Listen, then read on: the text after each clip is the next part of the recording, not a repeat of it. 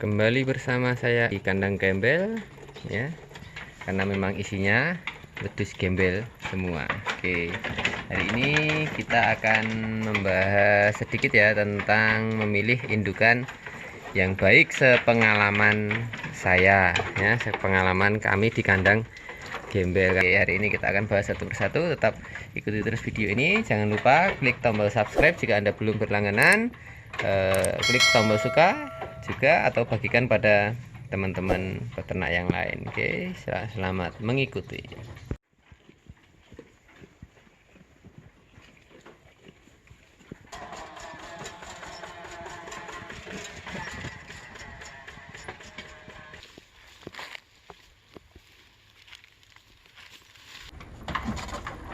Oke, di sini saya akan menjelaskan bagaimana cara saya atau cara kami di kandang gembel memilih indukan yang setidaknya sedikit berkualitas ya, berkualitas atau setidaknya tidak buruk ya.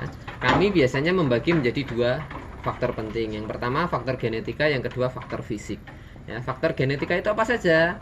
Faktor genetika yaitu yang pertama adalah kita selalu berusaha mencari indukan betina untuk dijadikan indukan itu yang bukan hasil dari inbreeding ya. Apa itu inbreeding? Inbreeding adalah bapak dan ibunya memiliki hubungan darah ya. Kenapa kita hindari? Karena biasanya anak dari hasil inbreeding ya, ini akan memiliki penurunan kualitas ya, baik secara fisik maupun hal yang lainnya. Jadi bisa ukurannya semakin kecil, lama-lama ya semakin kecil, jadi mungkin ada cacatnya dan sebagainya, mungkin potensinya kurang maksimal ya, seperti itu. Di sini kami ada beberapa anak yang turunan inbreeding, indukan yang dia turunan inbreeding, karena memang saya juga baru belajar ya. Ada 1-2 kali kesalahan, nanti akan saya berikan contoh gambarnya. Berikutnya yang kedua yang harus kita hindari adalah jangan mengambil indukan ya, betina untuk dijadikan indukan itu dari anak tunggal. Jadi anak tunggal ya. Jadi dia hanya sendiri, usahakan dia memiliki saudara. Saudara maksudnya di sini sekali induknya, ibunya itu ketika beranak betina tersebut itu bukan hanya satu tapi mungkin 2 atau 3. Nah, ini akan lebih bagus. Karena apa? Secara umum di masyarakat sudah banyak yang tahu ya. Kalau induknya beranak 3, biasanya turunannya pun juga akan beranak 3 meskipun tidak pada peranakan pertama ya. Jadi kadang saya juga ada di sini yang indukan yang selalu beranak 3, dan kebetulan anaknya saya jadikan induk lagi, saya jadikan indukan itu juga selalu beranak 3 tapi pada laktasi kedua, pada peranakan kedua ya. Jadi peranakan pertamanya hanya 1 ya, itu biasa seperti itu. Lalu berikutnya faktor ketiga, ini juga faktor yang penting adalah usahakan jangan mengambil betina untuk dijadikan indukan itu adalah anak pertama ya, anak pertama. Misal kita membeli domba betina tetapi dia adalah anak pertama dari induknya, lah itu usahakan jangan, karena memang seperti yang saya sampaikan tadi, kadang-kadang anak pertama ya, cempe pertama dari seekor induk itu potensinya kadang kurang maksimal ya, terkadang kurang maksimal. Jadi lebih baik kita hindari ya. Untuk mendapatkan hal-hal ini, 3 hal ini secara genetika, secara keturunan, kita biasanya harus ke peternak langsung atau ke peternakan. Kalau kita datang ke pasar untuk mencari domba, menghindari 3 hal ini biasanya akan agak susah, karena memang penjual di pasar ya selalu seperti itu, yang penting laku. Jadi ditanya ini apakah A, ini apakah AB, mereka jawab ya gitu. Tapi beda kalau kita ke peternak langsung, petani kecil, atau mungkin ke peternakan langsung, malah ada datanya, ini mana jantannya, mana induknya. Jadi ketahuan apakah ini keturunan inbreeding, apakah ini anak pertama, apakah dia punya saudara, seperti itu. Jadi akan lebih baik ke peternakan langsung ya. Perlu diingat faktor-faktor ini semua tidak secara mutlak ya. Kadang-kadang kita sudah memilih semua yang terbaik, tetapi masih ada 1% yang menentukan, yaitu rezeki kita masing-masing ya. Perlu diingat kita masih punya yang di atas sana yang mengatur rezeki kita. Jadi kadang-kadang kita berusaha maksimal tetapi belum rezekinya. Kita udah memilih dari turunan 3 bersaudara, bukan anakan pertama, bukan turunan inbreeding, ternyata hasil anaknya juga kecil dan mungkin cuma 1. Itu kadang terjadi. Itu faktor yang tidak bisa kita tentukan. Oke, di sini akan saya berikan contoh anak hasil indukan yang kurang tepat ya. Ya, ini di sini ada. Ini cempe betina. Dia umurnya padahal sudah padahal sudah 6 bulan. Kurang lebihnya dia Februari ini Agustus, berarti kurang lebihnya 6 bulan. Ini adalah hasil dari inbreeding ya. Induknya dia itu dengan jantannya itu ada hubungan darah ya. Bisa dilihat bulunya jelek ya, badannya juga posturnya kurang bagus ya, kurang gemuk juga seperti itu. Terus di sini ada contoh antara cempe yang satu yang besar dengan yang kecil. Ini padahal kurang lebih lahirnya beranaknya berbarengan, tetapi ukurannya bisa beda ya. Ini analah faktor ya, ada faktor tadi yang saya sebutkan secara genetika. Dia adalah anakan pertama dari dari induknya. Jadi yang ujung sana itu adalah anak pertama, yang ini sudah anak keberapa ya saya lupa. Jadi walaupun lahirnya berbarengan, tetapi ketika anakan pertama memang kadang-kadang belum bisa maksimal. Jadi kita sarankan jangan memilih betina untuk dijadikan indukan, itu adalah anak pertama. Oke, itu adalah faktor genetika. Selanjutnya kita akan masuk ke faktor fisik ya. Faktor fisik, secara fisik yang perlu kita cari, bagi saya, pengalaman saya dan beberapa hal yang saya pelajari di peternakan dan artikel, itu ada 5 hal ya. 5 hal ya, untuk secara fisik ya. Bentuk kaki, yang pertama bentuk kaki ya, yang kedua bentuk perut, yang ketiga faktor besar badan ya, besar badan, gemuk maksudnya, mohon maaf, gemuknya. Terus yang keempat bentuk bibir ya, bentuk bibir. Yang kelima bentuk ambing susu. Nah, ini semuanya penting, tetapi masih ada faktor yang selain ini, mungkin masih ada beberapa penentu ya, tetapi ini variatif juga ya, tergantung calon pembeli, maksudnya tergantung kita yang mau memelihara juga, karena ada faktor yang besar telinganya seperti ini dan sebagainya. Lah itu kesukaan pembeli. Kalau di tempat saya faktor ini sudah sangat mumpuni ya. Jadi tidak perlu harus yang badannya tinggi dan sebagainya. Lah badan tinggi tergantung pejantan apa yang kita punya, jenis domba apa yang kita punya, kan seperti itu. Kadang-kadang kita membeli indukan badannya tinggi tetapi jantan kita kurang tinggi, lah ini kan akan jadi masalah juga. Oke, kita mengacu ke faktor nomor pertama dulu, yaitu tentang bentuk kaki. Bentuk kaki untuk domba betina yang akan kita jadikan indukan, usahakan lurus kaki depannya.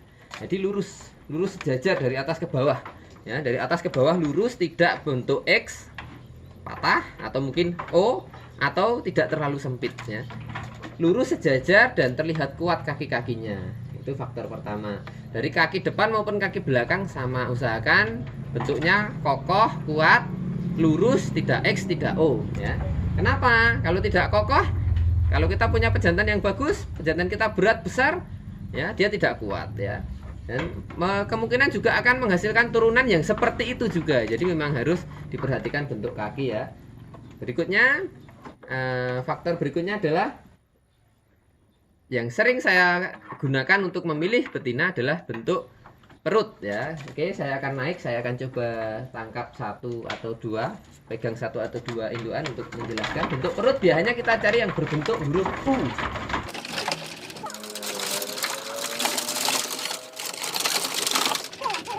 Ini ikon dari kandang saya, bukan ikon sih, ini adalah indukan pertama di kandang saya. Pertama kali saya beternak breeding domba, ini adalah induk pertama. Ini akan saya jadikan contoh ya. Tadi adalah faktor kaki, kakinya harus lurus ya. Jadi kita lihat dari depan ya.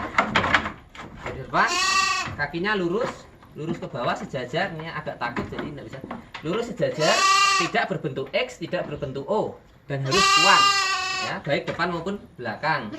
Berikutnya kita lihat ke bentuk perut. Oke. Ya. Oke, bentuk perut yang kita cari adalah, masih dikit. Agak takut. Waduh. Bentuk perut membentuk huruf U. Apa yang dimaksud bentuk perut membentuk huruf U? Bisa kita lihat di sini. Ya, bentuk perutnya membentuk huruf U di sini. Ya. Ya, ini biasanya akan terlihat pada betina yang sudah beranak 2 atau 3 kali. Jadi kalau kita mau mengambil ini dari dere atau pertama kali itu agak susah melihat bentuk perut ya. Jadi bentuk perut ini yang dianggap membentuk huruf I. Berikutnya, faktor berikutnya adalah faktor gemuk. Ya, lihat di sini. Jadi kita lihat punggungnya lebar. Ya, punggungnya lebar. Dia tidak terlalu gemuk, tetapi tulangnya juga tidak terasa. Jadi walaupun tidak terlalu gemuk, tetapi jangan terlalu kurus sampai tulang rusuknya terlihat. Oke, itu juga harus dihindari. Ya, kenapa ya? Karena memang kalau terlalu kurus juga tidak baik. Kalau terlalu gemuk sampai tidak ada tulangnya yang terlihat sampai benar-benar gemuk, itu juga akan ada resiko tidak bisa bunting. Ya. Itu adalah faktor ketiga. Berikutnya faktor keempat. Kalau saya ada faktor keempat yaitu bentuk bibir. Ayo kita mendekat sana sebentar. Takut ya. Oke. Bentuk bibir ya. Bentuk bibir ini agak susah dilihat, yaitu kita cari bentuk bibir yang tebal baik atas maupun bawah. Ini faktor penting tetapi jarang diperhatikan ya. Dan memang agak susah untuk membedakan. Kenapa bentuk bibir? Semakin tebal bibirnya biasanya dia makannya adalah rakus ya. Rakus dalam arti sehat ya, bukan rakus tetapi cacingan ya. Nah, saya kalau ketika memilih betina selalu saya perhatikan bibirnya dia apakah tipis, kecil, besar dan sebagainya. Nah, biasanya kalau bentuk bibirnya besar, tebal, mulutnya juga besar, makannya juga banyak. Nah, ini faktor pengalaman saya, mungkin di artikel atau di beberapa tempat kita menimba ilmu mungkin tidak ada, tapi bagi saya itu merupakan hal penting. Oke, berikutnya faktor terakhir adalah bentuk ambing susu. Ambing susu itu usahakan yang besar, tidak ada pengerasan. Oke, kita lihat ke sini. Oke, dia takut ya. Oke, di sini bisa dilihat ambing susunya. Karena memang ini tidak posisi laktasi maupun bunting, sedang bunting kecil, tapi ya bisa dilihat putingnya besar. Kalau bahasa Jawanya dibilang seperti kapur ya. Putingnya besar, ambingnya pun juga walaupun dia posisi kempes tapi dia masih menggantung, tidak terlalu nempel ke atas. Jadi istilahnya ketika dia isi susu itu sudah dipastikan isinya juga banyak atau besar ya. Juga diperiksa apakah ada pengerasan seperti mastitis dan sebagainya. Oke, kurang lebihnya adalah itu cara memilih beberapa cara memilih indukan yang saya gunakan di peternakan atau di kandang gembel. Saya akan menunjukkan beberapa hal terkait faktor-faktor tadi yang tidak bagus. Oke, kita lihat saya ada indukan yang memiliki susu dengan masalah mastitis ya, atau pengerasan, dan itu juga kurang lancar mesinnya. Akan saya coba saya ambil.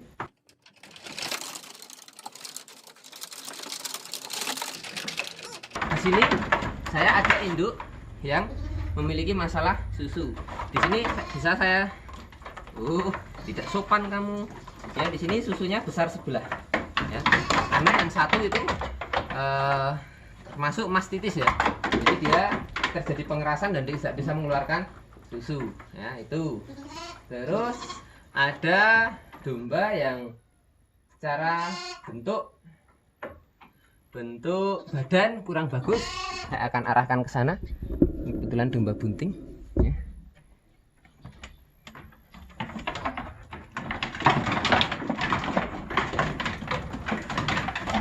Nah, ini adalah domba dengan faktor gemuk yang kurang ya. Dia karena sebelumnya kekurangan gizi, kemarin saya beli murah ya. Di sini tulang rusuknya terlihat ya, dipegang terasa, tulangnya semua dipegang terasa ya. Ini juga kurang bagus ketika kita memilih, usahakan agak sedikit gemuk. Selain faktor-faktor tersebut yang sudah disebutkan di atas, masih ada satu faktor lagi, yaitu faktor usia ya.